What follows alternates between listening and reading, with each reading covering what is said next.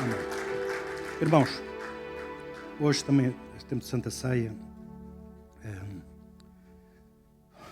vamos que estejas preparado para receber muito de Deus nesta manhã, amém? Aliás, todos os domingos, portanto, obviamente Deus não precisa de um culto para nos abençoar, mas de facto aqui é um lugar onde Deus se faz presente, onde Jesus Cristo se faz presente, está aqui conosco e, portanto, Ele olha para nós e nos abençoa. Está aqui também para isso, para nos ensinar, para se houver enfermos, portanto, para curar, se houver algum problema que tu tenhas, seja problema financeiro ou o que for, Jesus está aqui para olhar para ti, ter misericórdia e agir na tua vida. Amém?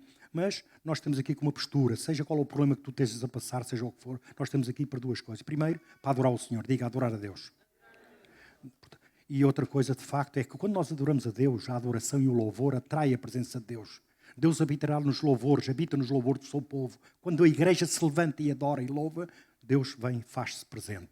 Então Deus fala. E é por aqui, através deste púlpito, que, por norma, Deus fala, portanto, ao seu povo. Portanto, vamos estar atentos à palavra do Senhor.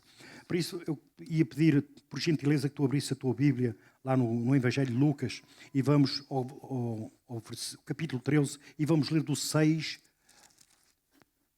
ao 17. Irmãos, e antes de tu abrires, ou enquanto vais abrindo, deixa-me contextualizar este sermão.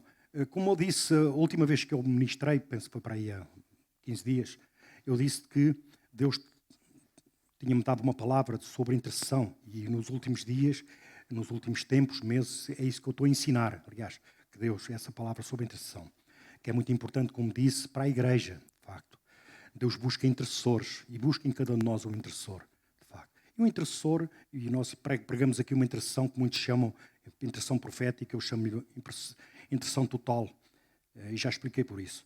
Mas o Senhor deu-me, e todos os sermões andam à volta disso, de facto, andam à volta desse assunto, pelo menos ultimamente tem sido assim. E aqui no capítulo 13, de facto, nós temos aqui pelo menos duas passagens que nos falam, que nós podemos olhar para a intercessão. Uma delas é sobre a figueira, já vamos constatar. E outra é sobre a cura de uma mulher enferma. São duas passagens que eu, portanto, gostaria de partilhar convosco e em conjunto meditarmos nela para extrairmos aqui alguns ensinos. Mas antes disso, na última vez, vamos recordar o que é que se passou na última vez que eu ministrei sobre o capítulo 13. Lembram-se que eu lemos na altura do 1 até ao 9 e eu disse-vos que provavelmente não íamos chegar ao fim. Portanto, que isso ficaria para o próximo sermão. E aqui estou eu, portanto, para dar continuidade. É evidente que vamos ler até ao 17 e eu mais uma vez vos digo que dificilmente a gente vai conseguir entrar, portanto, na cura da mulher enferma. Portanto, vamos focar só por isso, mas na próxima vez, de facto, que eu estiver neste púlpito, se Deus não disser nada em contrário, de facto, mais vezes acontece, continuaremos, portanto, nesse exemplo.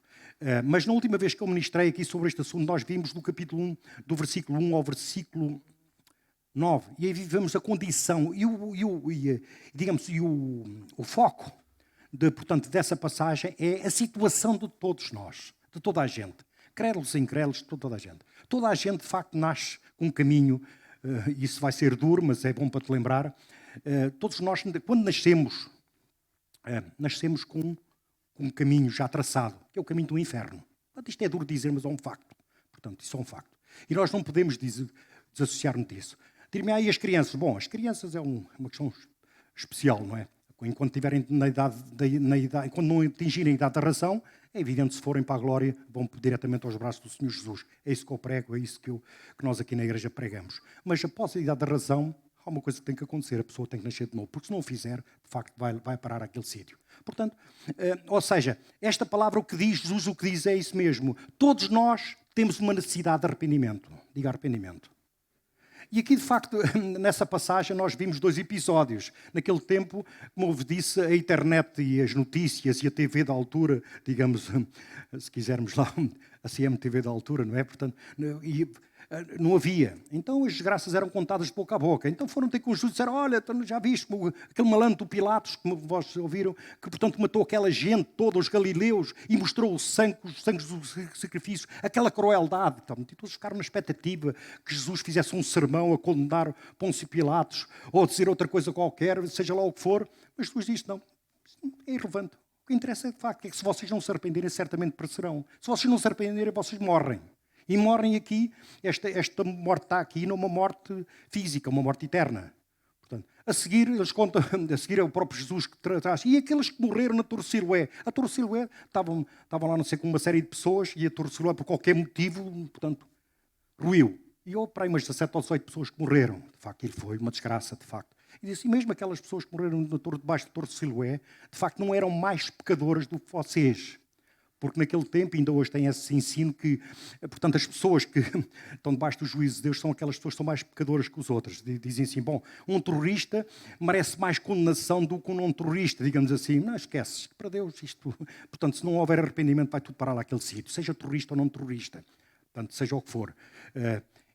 Mas essa foi a ênfase portanto, de todo aquele discurso do Senhor Jesus. O Senhor Jesus deixou que as pessoas olhassem para os outros, às vezes até como desculpa, para olharem para elas próprias, de facto. É evidente que nós, e eu realcei, nós estamos naquela posição, naquela poltrona, de facto, entre aspas, de bênção, vamos chamar assim, porque nós sabemos já, nós também já temos o nosso caminho traçado, o nosso caminho eterno, de facto. Nós nascemos de novo, nós vamos lá parar àquele sítio, vamos passar a eternidade com o Senhor Jesus. E eu vou sempre repetir isto, que é para tu, portanto, encaixares na tua cabeça que é exatamente para onde a gente vai. Glória a Deus por isso. É evidente que isso não significa que, portanto, estejamos aí a desejar a morte, a nossa própria morte, de facto. Ninguém. Nós devemos orar pelos enfermos e para aqueles que estão terríveis, ao caso, portanto, da nossa irmã, que de facto está naquele estado. A gente sabe, de facto, se ela for, ela vai para a glória. Isso é um facto, isso, ninguém tem dúvidas disso. E estará lá melhor lado do que cá. Mas nós, como igreja, obviamente, portanto, devemos bater pela vida, de facto, para que Deus tenha misericórdia. Isso é o nosso dever como cristãos e como nascidos de novo. Amém? Por isso eu ia-vos convidar, não vou ler do 1 ao 5, vou ler do 6 e vou ler até ao 17, portanto, naquela expectativa de poder entrar também na cura da mulher enferma, mas se não tivermos, portanto, tempo, na próxima vez que eu estiver neste púlpito, de facto, lá irei. Amém? Então, Lucas, capítulo 13, e vamos ler do 6 ao 17. Toda a gente encontrou? Amém? Ninguém diz misericórdia? Ricardo, nada? Pronto, o Ricardo está lá em cima, portanto, de máscara, de facto, ali como manda a lei. Diz assim, então Jesus proferiu a seguinte parábola.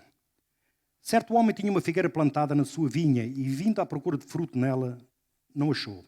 Porque disse ao viticultor, há 3 anos que venho procurar fruto nesta figueira e não acho. Podes cortá-la, para que está ela ainda ocupando inutilmente a terra. Ele, porém, respondeu, Senhor, deixa ainda este ano até que eu escave ao redor dela e lhe ponha estrume. Se vier a dar fruto, bem está. Se não, mandarás cortá-la. Ora, 10. Ora, ensinava Jesus num sábado numa das sinagogas e veio ali uma mulher possessa de um espírito de enfermidade. Havia já 18 anos, andava ela encurvada, sem de modo algum poder endireitar-se. Vendo-a, Jesus chamou e disse-lhe, mulher, estás livre da tua enfermidade. E impondo-lhe as mãos, ela imediatamente se endireitou e dava glórias a Deus. O chefe da sinagoga, indignado de ver que Jesus curava no sábado, disse à multidão, 6 dias há em que se deve trabalhar. Vim depois nestes dias para seres curado e não no sábado. Disse-lhe, porém, o Senhor, hipócritas, cada um de vós não prende da manjedoura no sábado o seu boi ou o seu jumento para levá-lo a beber. Por que motivo não se deve livrar desta cativeiro em dia de sábado, esta filha de Abraão, a quem Satanás trazia presa há 18 anos? Pergunta. Tendo ele dito estas palavras, todos os seus adversários se envergonharam. Entretanto, o povo se alegrava por todos os gloriosos feitos que o Senhor Jesus realizava. Fecha os teus olhos. Pai, no nome de Jesus, mais uma vez, eu ouço, Pai Santo, entrar pelo novo e vivo caminho, no poder do Teu Espírito. Pai, me ajoelhar no trono da graça perante Ti, Senhor. Pai, não levanto a minha cabeça, Senhor, porque sou pecador, Senhor. Eu te peço, Pai, que Tu me perdoes, Pai, qualquer coisa errada, Pai Santo, a mim, aos meus irmãos, Pai, minhas irmãs, Pai Santo, Pai, que Tu nos possas também purificar, Senhor, para nós sermos dignos de estar na Tua presença, Pai. Mas eu te peço nesta manhã que eu morra e Tu cresças, Pai Santo, Pai. Que a palavra que vai ser, Pai, ministrada, Pai Santo, Pai, eu não a sujo, Pai, eu não a deturpe, e ela vai como um diamante, Pai Santo, límpido e puro, Pai, e penetre os nossos corações, Pai, e produz o efeito para o qual ela foi enviada, Senhor. Que nós possamos sair daqui, Pai Santo, fortes, Pai Santo, alimentados, Pai. É isso que eu te peço, Pai. Em Teu nome, Jesus, eu oro. Amém, amém. E toda a igreja diz amém. Irmãos, se me permitem. Pronto, então, recapitulando, como vos diz, vocês, aqui nesta passagem de Lucas 13, nós vemos que até o versículo 17 temos aqui três divisões que estão interligadas entre si. Portanto, a primeira de 1 ao 5, como disse há pouco, fala de toda a condição do ser humano. Toda a condição do ser humano está descrita aqui, portanto, no versículo 1 a 5. No versículo 6 a 9, eu coloquei o título Como ajudar os incrédulos. Se quiseres, como interceder pelos incrédulos. Portanto, pelas pessoas que não têm Jesus. Portanto, vai ser o foco da nossa meditação hoje. E no 3, do 10 ao 17, como ajudar ou como interceder por cristãos, por pessoas que estão presas, pessoas que não dão fruto. Aliás, uma das características desta passagem fala de pessoas que não dão fruto para Deus, não conseguem frutificar. Umas pessoas incrédulas, e as pessoas aí fora não o podem fazer, não nasceram de novo, e outros dentro da igreja, de facto, e portanto, por qualquer motivo, seja por doença, seja por outro motivo qualquer, não dão fruto. Então nós, como igreja, como irmãos, como irmãs, portanto, nós devemos nos levantar, tendo conhecimento desses casos, e interceder por elas. E a intercessão aqui não é só na maioria das vezes não se passa só por oração, passa-se por intervir também. Inclusive, uma palavra de ensino, portanto, sei lá, portanto, até de batalha espiritual, se houver ali qualquer coisa de maligna, tudo isso, de facto, nós temos de estar predispostos a fazê-lo. Isso é amar o próximo. Portanto, isso é amar o próximo. E é, portanto, cumprir o mandamento, amarás o próximo como a ti mesmo, de facto. E o amor ágape de Cristo é, digamos, um amor que é uma ação que nós fazemos em prol dos irmãos sem querer nada em troca. Isso fica bem claro. Nós não podemos, portanto, para ser o amor de Cristo, tu fazes movido pelo amor da pessoa. Tu olhas para a pessoa, vem aquela coisa e ages em função, seja daquilo que o Espírito do Senhor te encaminhar. Isso é amor de Cristo. Se por qualquer motivo tu exigires algo em troca, nem que seja uma coisa, portanto, isso já não é... portanto, se quisermos, pode ser já... Esse amor já fica um pouco, diria, portanto, maculado no sentido de... com alguma impureza, vamos chamar assim. Pronto, seja ela pequena ou muita. Amém? Mas aqui, irmãos, nesta passagem, já agora, se me permitem, eu ia aqui do 6 ao 9, ia aqui buscar aqui minhas causas. Como disse, aconteceu, de facto, como eu disse de manhã, portanto, saí e esqueci-me da minha pastora Sandra, como é que se chama aquilo? Do iPad, daquela coisa... Portanto, de facto, e então é como se me sentisse um pouco, portanto, sem camisa, digamos assim, portanto, sem aquela coisa. É evidente que estou à espera que o pastor Pedro, portanto, ele autorize que se compre um púlpito maior, que ele é que é o nosso pastor executivo, de facto, e dá essas coisas, um computador, aqui um púlpito maior para eu poder pôr o meu Mac Pro, portanto, mas isso... Vamos orar para que isso aconteça. Não, o Ori está por isso, se tivesse o Ori, ele entendia-me, de facto, aquilo é um pouco grande, e o rato, aquele rato maravilhoso, de facto, como ele gosta imenso, não dá para um público tão pequeno. Mas pronto, vamos caminhar, vamos andar. Para entendermos esta parábola, é bom ver que esta figueira não dava fruto há 7 anos. Portanto, havia 7 anos que esta fruta, 7 ou 8, mas 7 anos que esta figueira não dava fruto. Lá em Levítico, penso no capítulo 23, portanto, quando trata destas coisas, de facto diz que os primeiros 3 anos, quando uma árvore é plantada, os primeiros 3 anos ninguém colhe fruto dela. Se der alguma coisa, dá, mas isso é para ficar lá. Ao 4º ano, o fruto é dado para Deus. Temos aqui um princípio da primícia. Ao 4º ano, que os frutos, digamos, esses frutos são para Deus. Também ninguém colhe nada, isso é para Deus. A partir do 5º ano, sim, então... Portanto, a pessoa começa, portanto, o dono da árvore, digamos, nesse caso concreto, o caseiro, portanto, o dono, já pode colher frutos dessa árvore. Portanto, se diz há 3 anos, ora 3, mais 1, 4 e 3, 7. Havia para 7 anos que este homem ia lá pedir nada. Não vinha. Daí a indignação dele. Não esquecer que naquele tempo, e na Palestina, de facto, naquela região, a terra era escassa. Inclusive, muitas vezes, nas vinhas, plantavam no meio das vinhas árvores de fruto, figueiras, fosse o que fosse, para aproveitar o terreno. Então havia aqui 2 questões. Aquela árvore era estéril, não dava fruto, e, por outro lado, o terreno era escasso. Portanto, por isso é que ele dizia, arranca uma figueira, para está a ocupar um espaço de outra árvore. Em vez de estar essa, põe lá uma que dê fruto. Isso, de facto, é, digamos, a explicação da parábola. Portanto, o drama, de facto, do dono daquela propriedade. Mas o caseiro, que era o homem, a pessoa que tratava da vinha, intercede pela figueira. Diz, olha, vamos fazer o seguinte, eu vou trabalhar aí a terra, vou adubá-la, vou tirar a terra e se calhar por outra, vou adubá-la e depois, entretanto, mais um aninho, dá-lhe mais um ano. Se ela der fruto, muito bem, se não corta. Pronto. De facto, e esta palavra... Mas reparem, que Jesus diz isto, mas antes disso tinha falado naquela questão do arrependimento. Daquelas pessoas, de facto, que, portanto, têm que se arrepender. Então nós podemos ver aqui uma ligação. E uma ligação de quê? Aqui, historicamente, ou se quisermos, portanto, os entendidos, quando falam desta parábola, dizem que a figueira representa, pelo menos, dois universos. Um deles é o povo de Israel. E o outro somos nós, cada um de nós. Porque, e todos nós, quando somos plantados, de facto, nós fomos plantados e Deus quer que nós demos fruto. É um facto, é um fruto. Portanto, toda a palavra, portanto, Gênesis, Apocalipse, não digo que isso seja um assunto, mas é um assunto recorrente. Todos nós nascemos de novo, portanto, nascemos de novo, de facto, por Deus, fomos gerados por Deus. Para quê? Para dar fruto. Para dar fruto. Mas, agora, que tipo de fruto? A Bíblia fala em fruto do Espírito, por exemplo. Tipo de fruto. Lá em Mateus fala em frutos de arrependimento. E frutos dos lábios, enfim, fruto da adoração. Eu diria que, de facto, genericamente, Deus chama-nos para dar fruto em tudo aquilo que a gente faça. Porque lá em Colossenses, capítulo 3, versículo 17, se a memória não me trai, diz que nós devemos fazer tudo para a glória de Deus. É um facto, não é? Portanto, então significa que nós, tudo no teu trabalho, na tua família, seja no que for que tu faças, um pensamento, tudo deve ser tu. E ali fala, pensamentos e atos. Não é, pastor? Estou pensamentos e atos. Então é tudo para a glória de Deus. Então Deus quer de nós que nós demos fruto. Agora imagina, de facto, nós somos plantados e não damos fruto. Nós, portanto, a gente revemos isso, fomos rever isso quando vimos o caso da mulher enferma. Que literalmente era uma mulher que há 18 anos estava encurvada, nem conseguia olhar nem para cima. Entrava, geralmente as judias, naquele tempo pelo menos eram pequenas. O povo judeu não é um povo muito alto, né? Portanto, de grande estatura. Então estão a ver aquela mulher baixa, encurvada, se calhar com uma bengala, quando entrava na sinagoga ninguém via. Foi necessário, porque é Deus, Jesus é Deus, vê tudo, não é? Foi necessário Jesus olhar para ela, portanto, ter aquela bênção. Ora vejam, aquela mulher, ninguém olhava para ela, ninguém, nada. Ela própria, de facto, não conseguia levantar a cabeça, de facto. Era alguém que sofria há 18 anos. Essa mulher não dava fruto. Necessitava do intercessor. Mas lá iremos. Mas aqui, de facto, eu diria que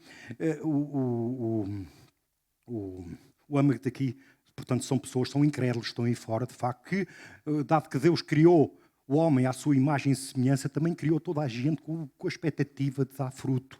Então, eu diria que nós podemos dizer que esta parábola é destinada, portanto, acima de tudo, aos incrédulos, às pessoas aí fora que, pelo facto de não nascer de novo, se calhar ainda não ouviram o Evangelho, ainda ninguém parou para eles, não podem dar fruto.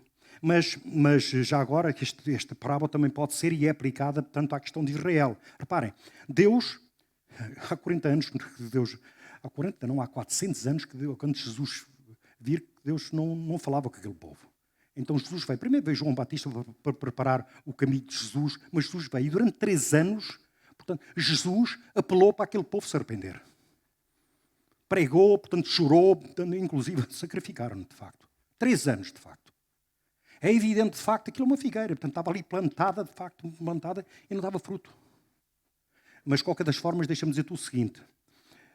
E foi cortada, de facto, a figueira. 40 anos depois, portanto, penso que foi Tito, um general romano, entrou por Jerusalém, invadiu, portanto, entrou por Jerusalém, matou aquela gente toda, para aquilo derribou, destruiu o templo, não ficou pedra sobre pedra. Não ficou pedra sobre pedra. Portanto, o juízo de Deus veio 40 anos depois. Mas isso tem a ver com a misericórdia de Deus, de facto. Aqueles 3 anos em que Jesus andou por toda a pregar, de facto, o reino, aquele povo, de facto, manteve-se duro, manteve-se sem fruto, manteve-se ali. Portanto, estéril, não se arrependeu, de facto. Porque o arrependimento é, por esta palavra, e era o que se requeria para que as pessoas pudessem, de facto, frutificar para Deus. E o Jesus veio durante 40 anos depois. Mas reparem, não foi só Jesus. Porque quando Jesus partiu, a igreja andou durante aquele tempo a pregar. Todos aqueles continuaram, não só Jesus foi, mas deixou a igreja e continuou a pregar, de facto, o reino. E mesmo assim, durante aqueles 40 anos, de facto, já debaixo do juízo de Deus, aquele povo não se arrependeu. Esta parábola também aponta, portanto, para esse caso. Também aponta para isso. Portanto, para o povo de Israel que teimou, de facto, e não se arrepender. Não só sob o ministério do Senhor Jesus, mas também, portanto, da igreja. É importante, de facto. Deus espera de fruto de nós e dá condições para frutifiquemos para Ele. Podes lá ver isso em Mateus 3,10, como eu te disse. Normalmente é aplicado a nós e ao povo de Israel. Continuando, aqui na minha cábula. Deus esperou durante 3 anos, durante o ministério de Jesus, para que o povo desse fruto e nada. Esperou 40 anos para o juízo e quando Tito cercou Jerusalém, destruiu, portanto, a cidade, como já disse, 40 anos, portanto, o juízo. Aliás, deixa-me lembrar-te o seguinte, um Deus, nós, muitas vezes nós, pessoas, portanto, endurecemos o nosso coração. Está lá, portanto, em Hebreus 3 e 4, fala de nós não endurecemos o nosso coração, mas a palavra é, se os ouvires a sua voz, não se endureça o teu coração como nos dias de Marimbá. Portanto, e vai por aí fora. O que acontece muitas vezes é que, portanto, por qualquer motivo, pessoas portanto, endurecem o coração. Então deixam de poder ouvir a voz de Deus, deixam de poder ouvir a voz do Espírito Santo. Então, quando isso acontece, por norma, Deus manda o profeta. Portanto, uma profeta, portanto, a dar uma palavra, de facto, de juízo. Olha, vai lá, arrepende. Bom, isto, se a pessoa não ouvir o profeta, então Deus mandou juízo, de facto, manda juízo sobre a pessoa. E eu prego que, portanto, naquele tempo, e juízo é mesmo para a morte, é mesmo para ir embora, porque, de facto, é um ultraje para Deus. Deus planta, portanto, faz tudo pela pessoa, planta a pessoa, se quisermos, planta a figueira, e a figueira, tendo todas as condições, portanto, para dar fruto, não o dá. Portanto, isto figuradamente. Então vem o juízo de Deus sobre essa pessoa. Mas Deus é misericordioso. E mesmo naquele tempo, quando a coisa está a acontecer, mesmo assim há ali uma janela de arrependimento que a pessoa pode aproveitar. Deus é misericordioso e Deus espera sempre até à última que a pessoa se arrependa. Sempre é assim. Portanto, digamos que foi o que aconteceu aqui ao povo de Israel, de facto.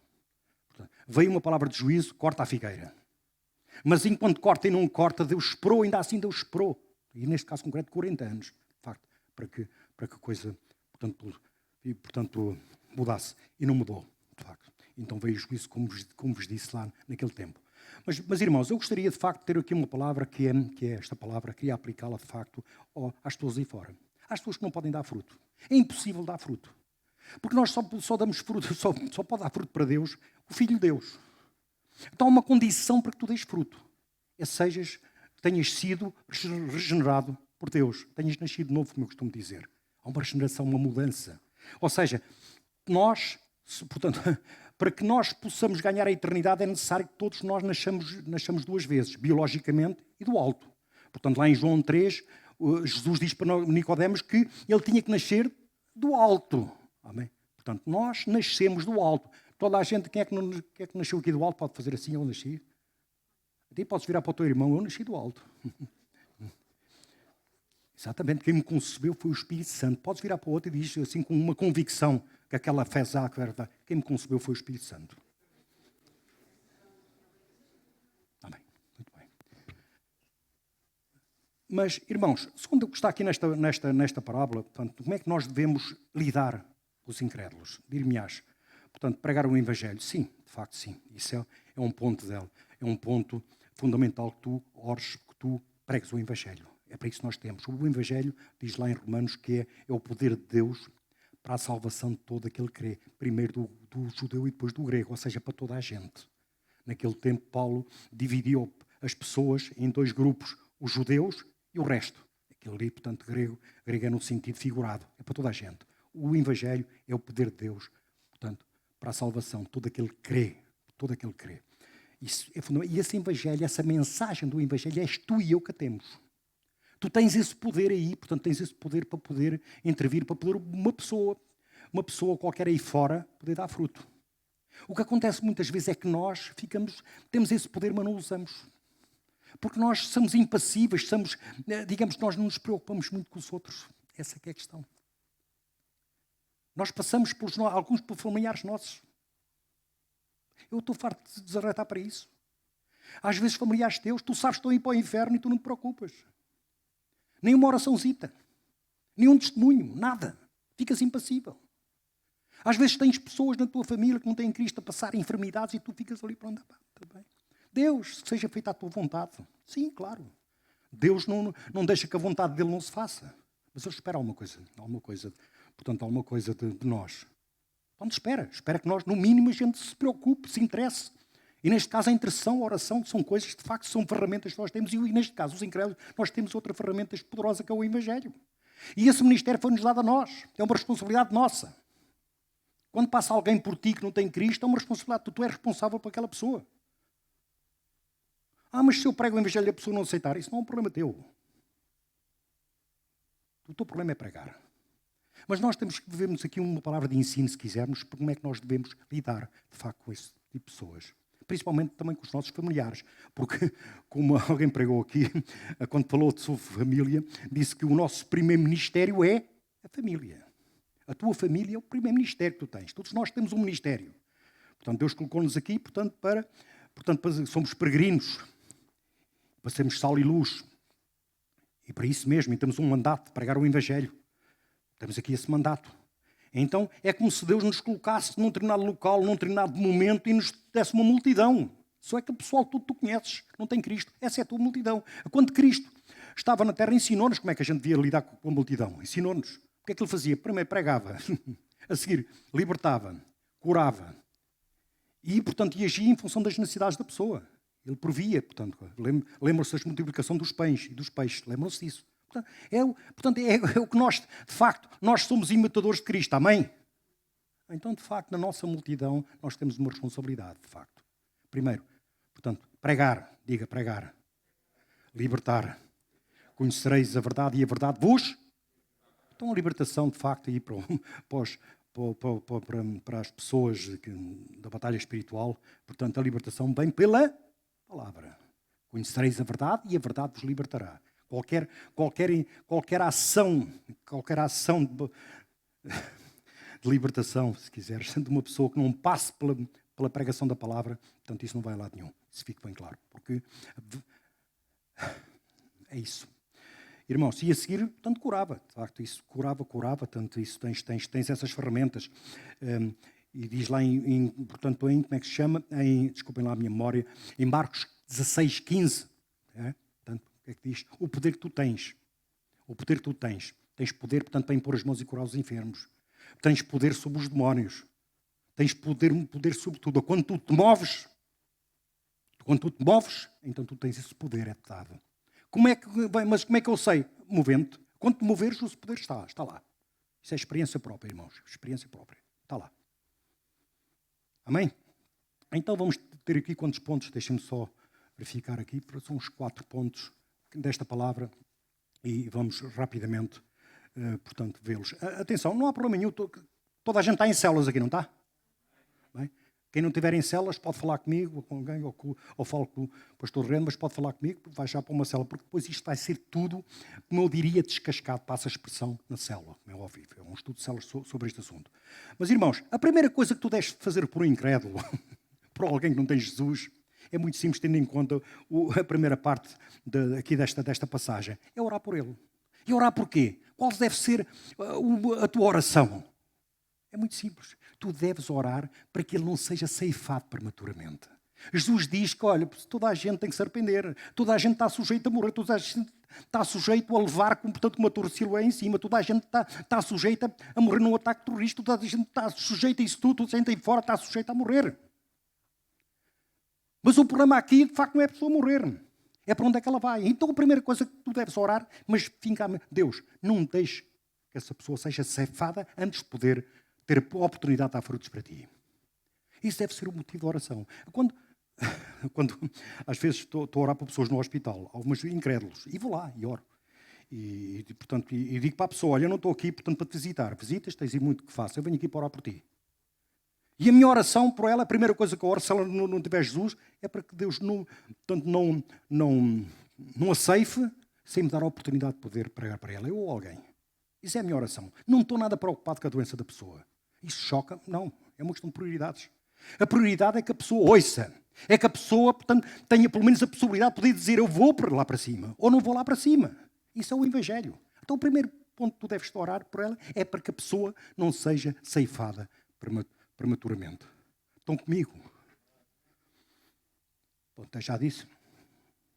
Seja o que for que a pessoa está a passar, não é comparável à morte eterna. É uma coisa que tu podes colocar na tua cabeça, de facto. A pessoa pode estar com cancro, pode estar numa fase terminal e a sofrer, seja lá o que for. Dores horríveis. Pode estar a fazer, mas há uma coisa que eu te vou dizer.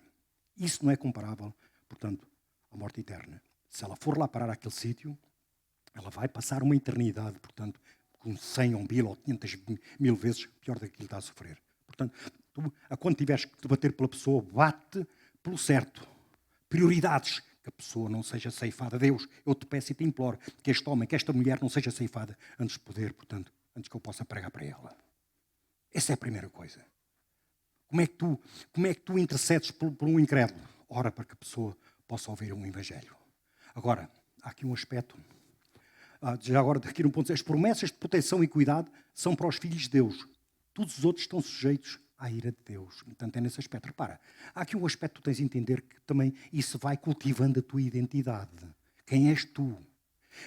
Claro, tu já sabes que estás protegido por Deus. Ok. Não, a gente já sabe. Tu estás. Sobre o cuidado.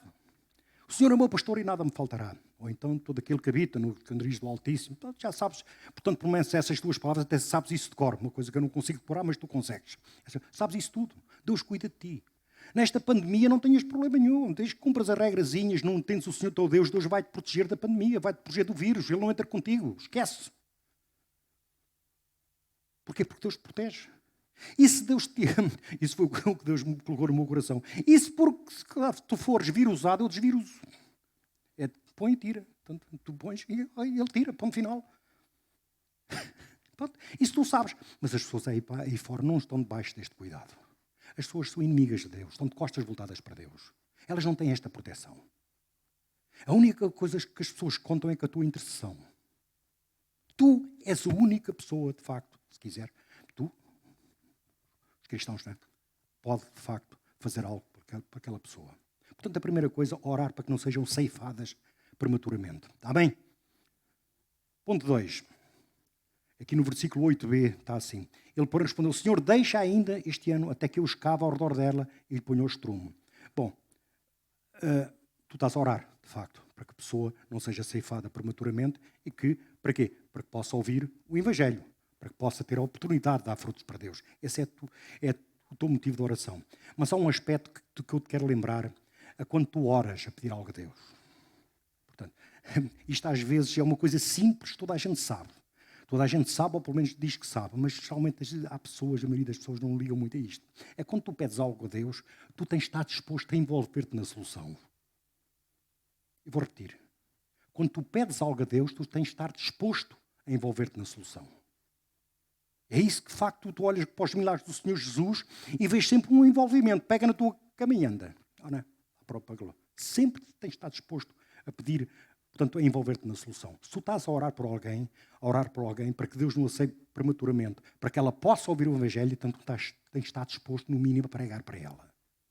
Obviamente, tens que orar para o Espírito Santo, dar uma oportunidade, escolher o momento certo, sei lá, isso tudo, isso é uma questão, ou então não há momento certo, vai assim como estás, mas tens que, de facto, estar disposto portanto, orar por ela. Não vale aquela questão, não, eu oro porque não seja ceifada e depois venha o meu irmão, portanto, pregue para ela, ou alguém que pregue para ela. Isso não existe.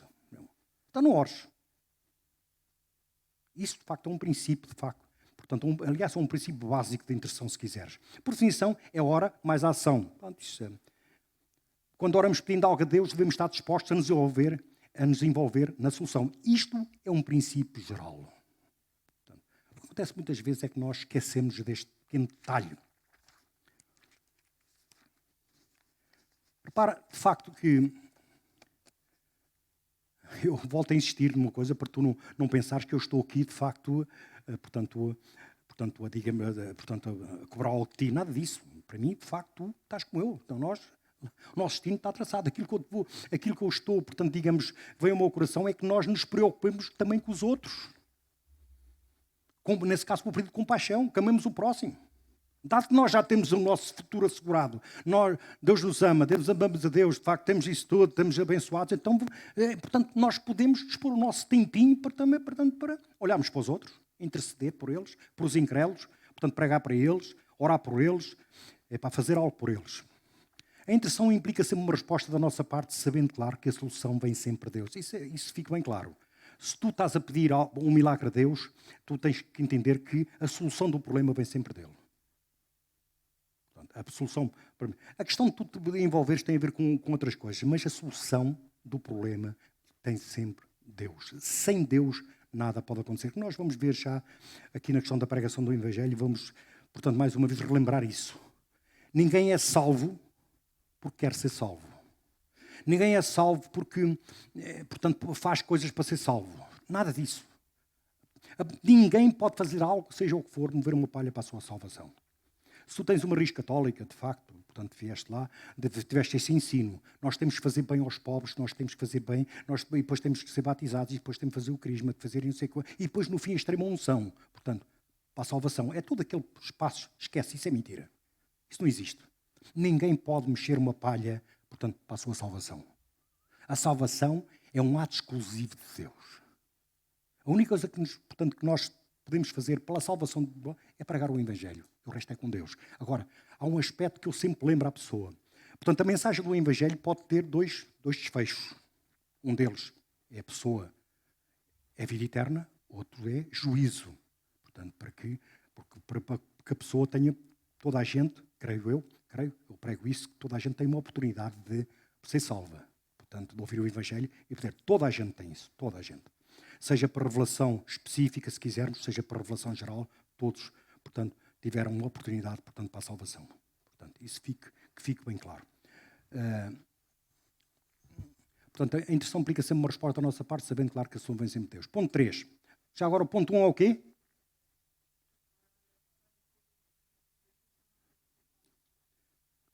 Quem é que... É preciso repetir ou estou a dizer? Bom, ok. Orar para que não sejam ceifados prematuramente, amém? Ponto 2.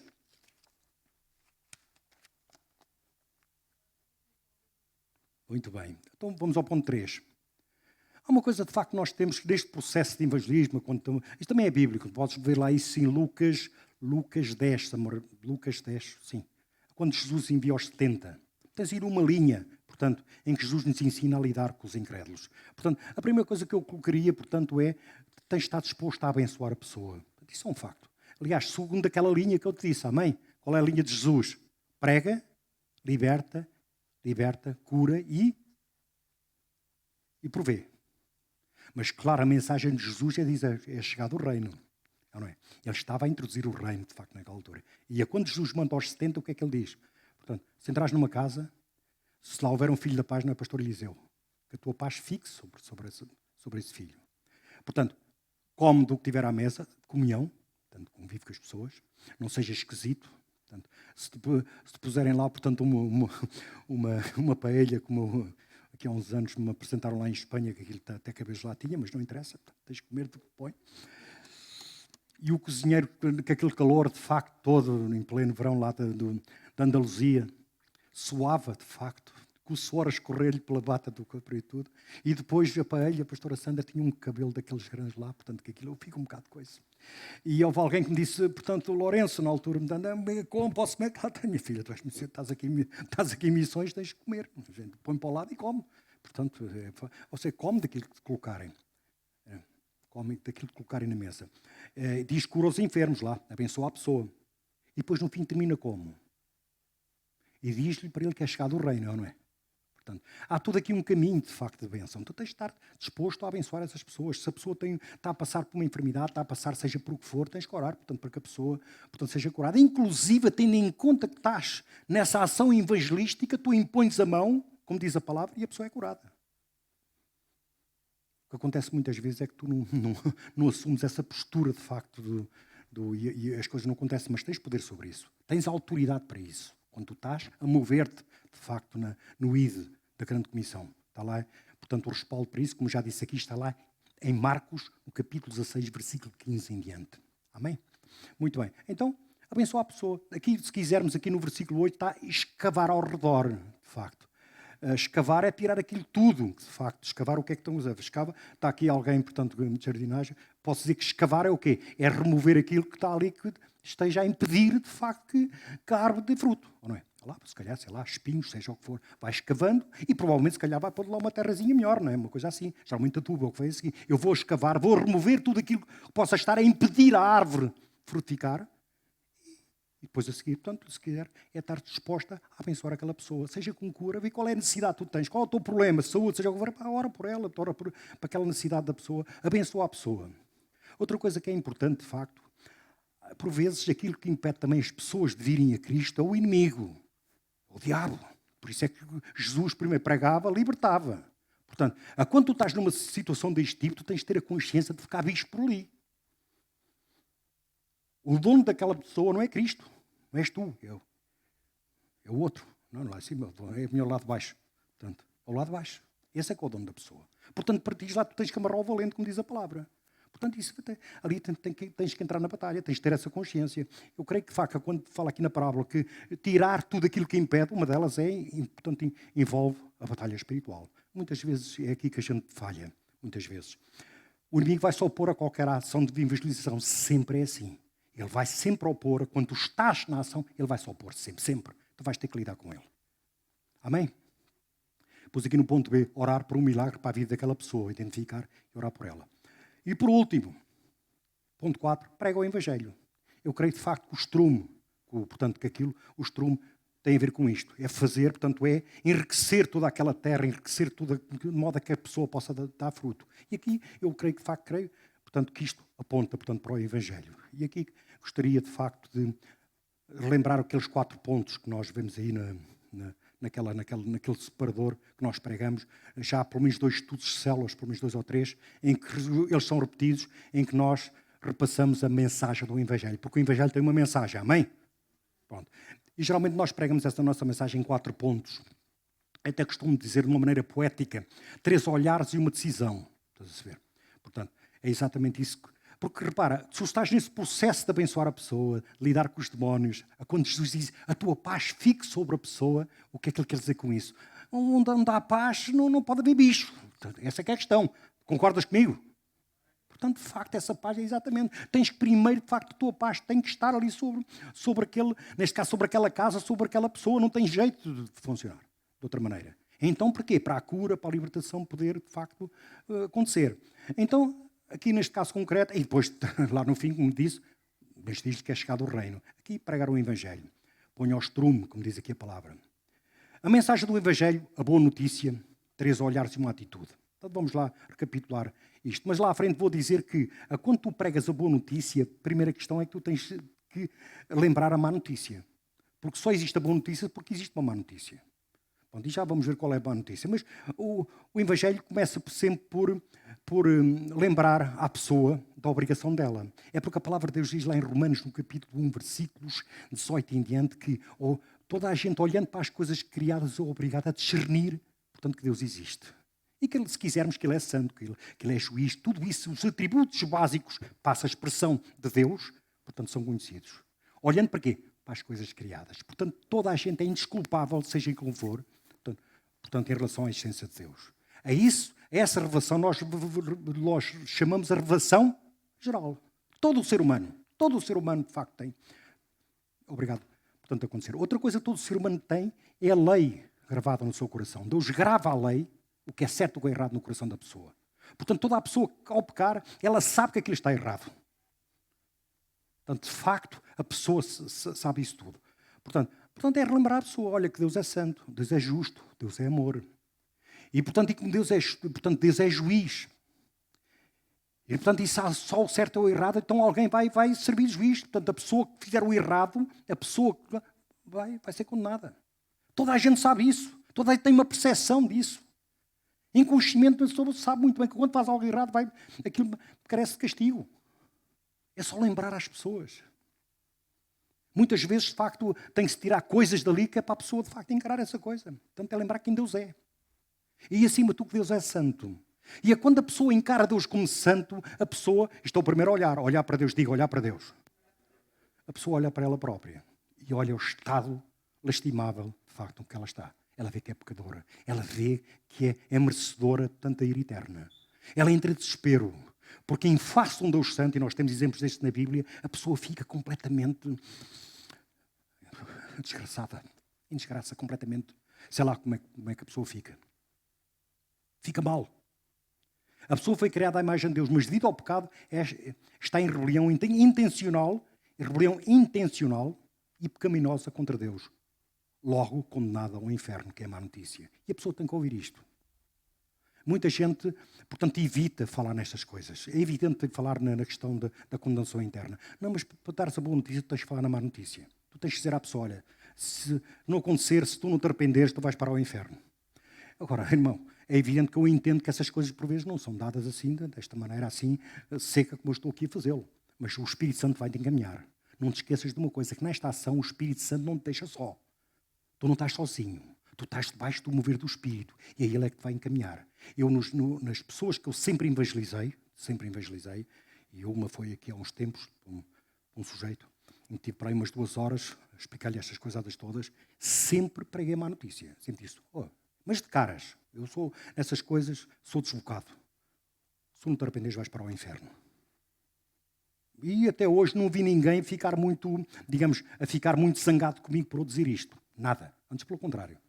O último facto, como sempre acontece, a pessoa está ali, ouve no que não gosta, mas não quer sair dali. Pergunta-me porquê. Sabes a resposta, diz. Mas se não sabes, pergunta. Sabe? Bom, então, continuando. Portanto, má notícia. E a pessoa não quer sair dali, portanto, mesmo que tu digas, bom, já preguei, já, vamos para outro. Mas a pessoa não quer sair. Mas, de facto, isto é o segundo olhar. Para Deus, olha para si e depois, obviamente, é levado, portanto, por ti, pela mensagem do Evangelho, olhar para Cristo. Vamos ter a Santa Ceia e vamos recordar, de facto, esse feito. Jesus Cristo, Filho de Deus, cuja vida sem pecado lhe deu autoridade para redimir os pecadores. Ponto final. Jesus foi feito homem, esteve connosco, não pecou. E ele, portanto, é o Cordeiro perfeito. Portanto, é o perfeito. Portanto, que se sacrificou, portanto, para pagar a nossa dívida para com Deus Pai. A tua dívida não é, portanto, com o diabo, é com Deus Pai. Tens uma dívida com Deus. Tinhas, nesse caso. Mas a pessoa tem uma dívida para com Deus. E, de facto, uma pessoa não pode pagar. Cristo morre na cruz para poder pagar essa dívida. Isso é, portanto, é o beabá do Evangelho. Isto é o ponto central, mas as pessoas não sabem isso aí fora. Tu tens que lhe dizer, Cristo pagou a tua dívida. Essa dívida que tu sabes que não consegues pagar, Cristo morreu na cruz, pagou a tua dívida. A morte de Jesus pagou pelos pecados de todo aquele que se aproxima dele com fé. Eu pus aqui em parênteses dada por Deus. A ressurreição de Cristo atesta da veracidade da sua obra. Cristo morre, é sepultado, ressuscitou ao terceiro dia e foi colocado à direita dos Pai. Essa ressurreição de Jesus, entre outras coisas, atestou de facto para a veracidade da mensagem que ele tem. Amém? Portanto, e falta então a resposta que requer do pecador é, primeiro, reconhecer o pecado. A pessoa tem que dizer, eu sou pecador, eu não presto.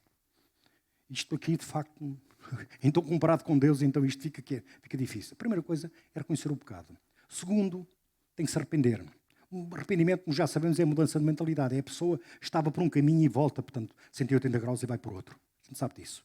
Até aí a pessoa estava de costas voltadas para Deus e a pessoa vira-se para Deus, de facto.